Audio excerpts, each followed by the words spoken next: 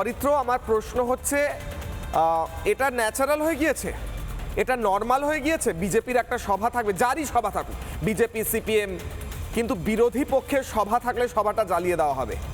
বিরোধী দলের কোনো নেতার বাড়ি বা কর্মীর বাড়ি হলে বাইরে দিয়ে লক করে জ্বালিয়ে দেওয়া হবে। বিরোধী দেখলে বা বিরোধী কণ্ঠরোধ দেখলে লাঠি চলবে, চপার চলবে, গুন্ডামি হবে, উস্কানি হবে। উস্কানি আসবে মমতা বন্দ্যোপাধ্যায়ের থেকে শুরু করে একদম নিচতলা পর্যন্ত, সেই উস্কানিতে অনুপ্রেরণা পাবে। এটা কি করে নর্মালি আমরা মেনে নিতে পারি? এটা কিভাবে সাধারণ হয়ে যেতে পারে? এটা কিভাবে আমরা বসে বসে দেখতে পারি আর এই নিয়ে আলোচনা করতে পারি? শুধু কি সলিউশন, অরিত্র? প্রথমেই বলি যে অন্যান্য বছরের ভোটগুলোর থেকে এই বছরের ভোটে তৃণমূলের ব্যাপক আত্মবিশ্বাসের অভাব লক্ষ্য করা যাচ্ছে। এর আগে পর্যন্ত তারা বিভিন্ন জনকল্যাণমূলক প্রকল্পগুলির ওপরে ভরসা করে ভোট কন্ডাক্ট করিয়েছিল, সেই ভোট চুরি করেছিল। কিন্তু এই বছর একের পর এক অনাচারের বোঝা এত ভারী হয়ে দাঁড়িয়েছে যে তৃণমূল বুঝতে পারছে যে এই বছরের ভোটটা তাদের সাথে মানুষ নিজে নেই।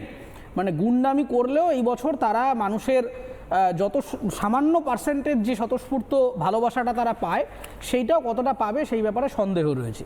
দেখুন, শাসক এবং বিরোধীর সম্পর্ক কীরকম হওয়া উচিত তার একটা অসাধারণ এক্সাম্পল কিছুদিন আগেই যেটা হলো, যে বিরোধী বেঞ্চ থেকে পার্লামেন্টে রাঘব চাড্ডা চমৎকার একটা বিষয় নিয়ে, এই 10 মিনিট ডেলিভারি নিয়ে তিনি তার বক্তব্য শুরু করলেন।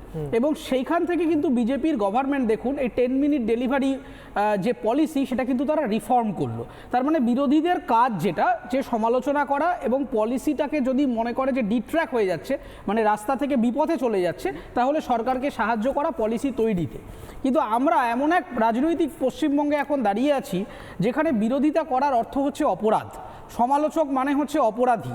আমরা আরজি করের পরে দেখেছি যে তৃণমূলের মুখপাত্র কুণাল ঘোষ ফেসবুকে একেবারে বলে দিয়েছিলেন, ফতেয়া জারি করে দিয়েছিলেন যে আরজি কর নিয়ে যে সমস্ত শিল্পীরা প্রতিবাদ করেছেন তাদেরকে কোনো পাড়ার ক্লাবে ডাকা যাবে না যেখানে তৃণমূল সেটা অর্গানাইজ করছে। এখান থেকে আপনি বুঝতে পারবেন যে বিরোধিতা এখানে করা যাবে না। এখানে একটা হিটলারি কায়দা, এখানে একটা সামাজিক ব্যাপার চলছে এবং এটা অত্যন্ত অ্যালার্মিং। আমি দীর্ঘদিন আপনার এখানে প্রোগ্রাম করেছি যেখানে পোস্ট পোল ভায়োলেন্সে পশ্চিমবঙ্গ শীর্ষে। এরকম অনেক রাজ্যই রয়েছে যেখানে বিজেপি ক্ষমতায় নেই, অন্য কোনো বিরোধী রাজনৈতিক সংগঠন ক্ষমতায় আছে, সেখানেও কেন্দ্র রাজ্যের বিরোধ আছে। এটা তো গণতন্ত্রের একটা স্ট্রাকচার, ফেডারাল স্ট্রাকচার, এটা তো হবেই। কিন্তু বিষয় হচ্ছে যে পশ্চিমবঙ্গের মতো ভোট পরবর্তী হিংসা এবং খুন ভারতবর্ষের আর কোনো রাজনীতিতে হয় না। সুপ্রিম কোর্টে বসে বিচারপতিকে বলতে হচ্ছে যে ভারতবর্ষের পোস্ট পোল ভায়োলেন্সে খুনের সংখ্যা এত বেশি যে ওখানে আদৌ গণতন্ত্র আছে কিনা সেটা প্রশ্নের মুখে দাঁড়িয়ে যাচ্ছে। আজকে আপনাদের একটা বিরোধী রাজনৈতিক দলের সভা জ্বালিয়ে দেওয়া হচ্ছে।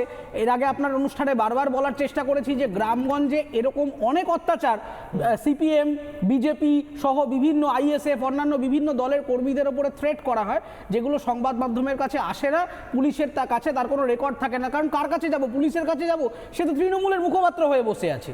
তো সেই জায়গায় আমাদের এটা অত্যন্ত অ্যালার্মিং। যারা শহরে বসে শহুরে বাবু সম্প্রদায়ের মানুষ, যারা সোশ্যাল মিডিয়াতে রাজনীতি করেন, তারা এবার ভাবুন যে আজকে কলকাতা শহরে দাঁড়িয়ে এতদিন আমরা গ্রাম নিয়ে কথা বলেছি, আপনারা পাত্তা দেননি, মনে করেছেন গ্রামের মানুষের জীবনের কোনো দাম নেই, ওখানে 20-25টা বিরোধীর কর্মী খুন হতেই পারে।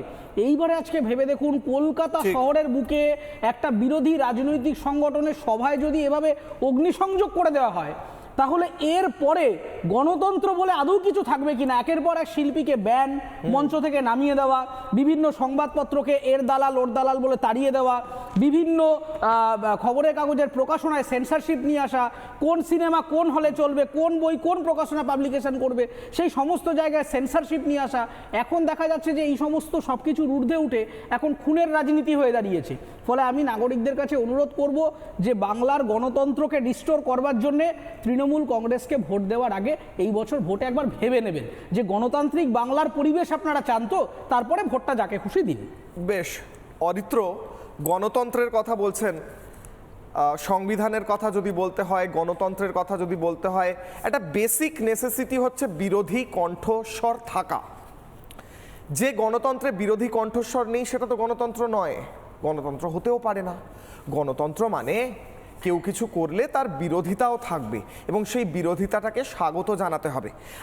নানা ধরনের কন্টেন্ট দেখার জন্য লাইক করুন, শেয়ার করুন আমাদের ফেসবুক পেজ, সাবস্ক্রাইব করুন আমাদের ইউটিউব চ্যানেল, পাশাপাশি অন্যান্য ব্রেকিং নিউজের জন্য অবশ্যই চোখ রাখুন রিপাবলিক বাংলায়।